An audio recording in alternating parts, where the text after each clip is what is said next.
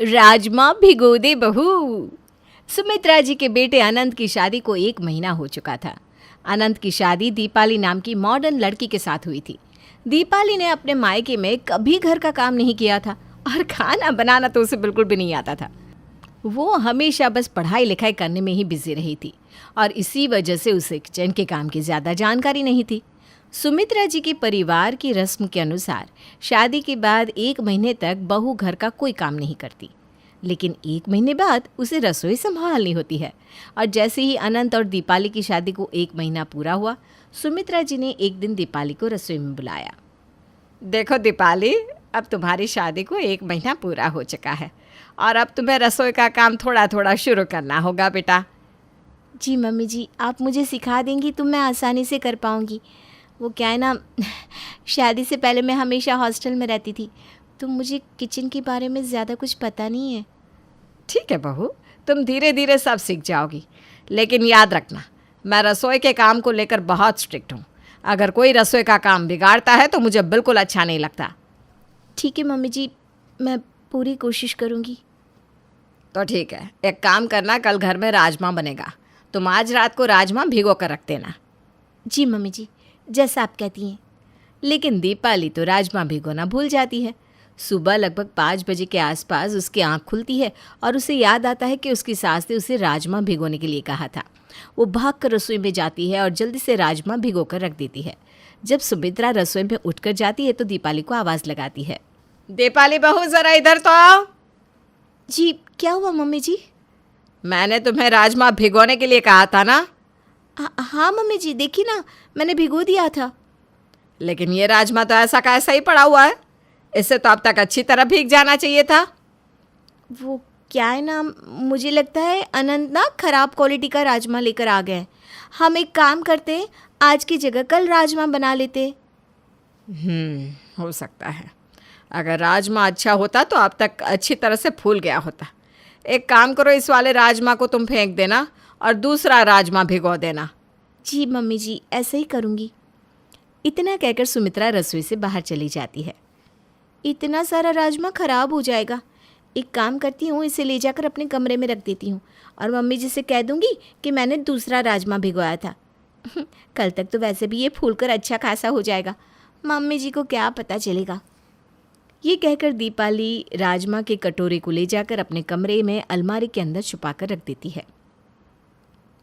अगर मैंने कमरे में कहीं बाहर रखा तो अनंत को पता चल जाएगा और वो मम्मी को सारी बात बता देगा। इसे यहाँ पर छुपा कर रखना ही ठीक होगा। शाम के वक्त, दीपाली इधर आओ रसोई में। देखो, मैं तुम्हें बताती हूँ कि क्या और कैसे करते हैं। जी मम्मी जी। देखो बेटा, ये हमारे घर की रस्म है। हमारे गुरुजी जब भी घर आते हैं तो उनके लिए राजमा ही बनाया जाता है। अब कल तो तुम भिगोना भूल गई थी, तो मैंने किसी तरह बहाना करके गुरुजी को कल सुबह बुलाया है। आज तुम किसी भी हालत में अच्छा वाला राजमा भिगोना भूलना मत, वरना गुरुजी नाराज़ हो जाएंगे। जी मम्मी जी, मैं ध्यान रखूँगी, अब चिंता मत करिए, आप आराम से जाकर सो जाइए। दीपाली तो मन ही मन खुश होती है कि उसने तो पहले से ही राजमा भिगो कर रखा था। अगली सुबह सुमित्रा के उठने से पहले ही दीपाली राजमा का कटोरा ले जाकर रसोई में रख देती है। दीपाली, हमारे गुरुजी बस कुछ देर में आते ही होंगे। मैंने जैसे बताया था ना, वैसे ही राजमा के अंदर तड़का लगा देना। और देखो, राजमा ना स्वादिष्ट बनना चाहिए। आज गुरुजी पहली बार इस घर की बहू के हाथ का खाना खाएंगे। ठीक है मम्मी जी, मैं अभी राजमा बना देती हूँ, आप गुरुजी के स्वागत की तैयारियाँ कीजिए। थोड़ी देर में सुमित्रा जी के घर के गुरुजी आ जाते हैं। सुमित्रा जी उनका स्वागत सत्कार करने में लगती हैं।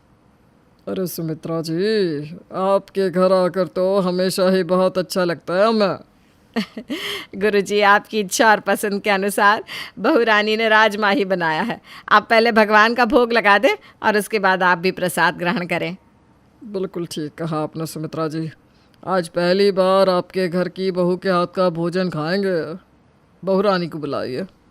थोड़ी देर में दीपाली राजमा और बाकी का खाना लेकर बाहर आती है। गुरुजी भगवान जी को उस राजमा से भोग लगा देते हैं। प्रणाम गुरुजी, अब आप भी खाना खा लीजिए। हाँ दीपाली, अब तुम अपने हाथ से गुरुजी को उनके पसंद का खाना परोस दो। दीपाली गुरुजी के सामने खाना परोस देती है। गुरुजी जैसे ही खाना खाते हैं, अपनी जगह से उठकर खड़े हो जाते हैं। उनके चेहरे पर गुस्सा नजर आ रहा था। ये क्या अनर्थ कर दिया। आपके घर की बहू ने हमारे हाथों से भगवान को ऐसे भोजन का भोग लगवा दिया। क्या बात है गुरुजी, हुआ क्या? अरे इस राजमा के अंदर से तो बहुत बदबू आ रही है। ऐसा सड़ा हुआ और बदबू वाला खाना हम कभी भगवान को समर्पित नहीं करते। तुमने क्या किया दीपाली बहू? राजमा के अंदर ऐसा क्या डाल दिया जिसकी वजह से वो खराब हो गया? नहीं मम्मी जी, मैंने तो वैसे ही तड़का लगाया था जैसे आपने कहा था। हम अब यहाँ पर 1 मिनट नहीं रुक सकते, हम यहाँ से जा रहे हैं। नहीं नहीं गुरुजी, ऐसा मत करिए। मैं अपनी बहू से बात करने की कोशिश करती हूँ, मैं उसे समझाऊंगी। नहीं सुमित्रा जी, हम अगली बार आएंगे, लेकिन अभी तो इस घर में नहीं रुक सकते। हमारे हाथों से पाप हो गया है और हमें भगवान के सामने प्रायश्चित करना होगा। इतना कहकर गुरुजी वहाँ से नाराज़ होकर चले जाते हैं। इसकी वजह से सुमित्रा को दीपाली पर बहुत गुस्सा आता है। तभी वहाँ पर अनंत भी आ जाता है। क्या हुआ मम्मी, आप इतनी नाराज़ क्यों हो रही हो? जानते हो, मैंने बहू को कितनी अच्छी तरह समझाया था कि ठीक तरह से राजमा बना दे, लेकिन पता नहीं इसने क्या डाल दिया, इतनी बदबू आ रही है। नहीं मम्मी जी, मैंने ऐसा कुछ नहीं किया। सही सही बताओ बहू, तुमने वो खराब राजमा हटाकर अनंत से दूसरा राजमा मंगवाया था या नहीं? दूसरा राजमा? लेकिन दीपाली ने तो मुझसे ऐसा कुछ भी नहीं कहा मम्मी, वरना मैं ऑफिस से आते वक्त ज़रूर लेकर आ जाता। इसका मतलब दीपाली बहू झूठ बोल रही है। सही सही बताओ बहू, तुमने क्या गड़बड़ की है? मुझे माफ़ कर दीजिए मम्मी जी, मैंने जो वो राजमा पहले भिगोया था ना, उसे छुपाकर अलमारी में रख दिया था और वो राजमा 2 दिन तक भीगता रहा। मैंने उसी के अंदर तड़का लगा दिया। अब मेरी समझ में आया कि राजमा के अंदर से बदबू क्यों आ रही थी।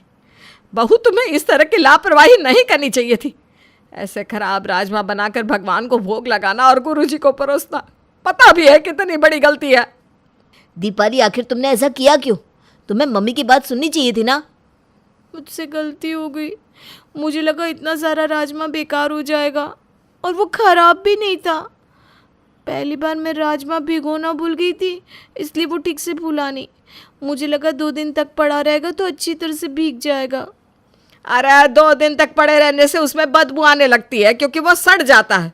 कम से कम तुम्हें मुझे बताना तो चाहिए था। मम्मी जी, मुझे लगता है कि आपको दीपाली को एक बार माफ़ कर देना चाहिए। अभी वो इस घर की नई बहू है और उसे ठीक से काम करना भी नहीं आता। देखो बहू, मैं तो तुम्हें माफ़ भी कर दूंगी, लेकिन गुरुजी बहुत नाराज़ हो गए हैं। मम्मी, आप गुरुजी की चिंता मत करिए, मैं अभी आश्रम जाकर उनसे बात करूँगा।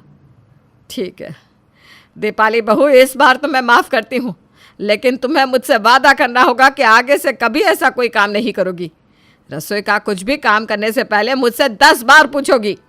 जी मम्मी जी, मैं आगे से ध्यान रखूँगी। 10 बार नहीं, 12 बार पूछ लूँगी।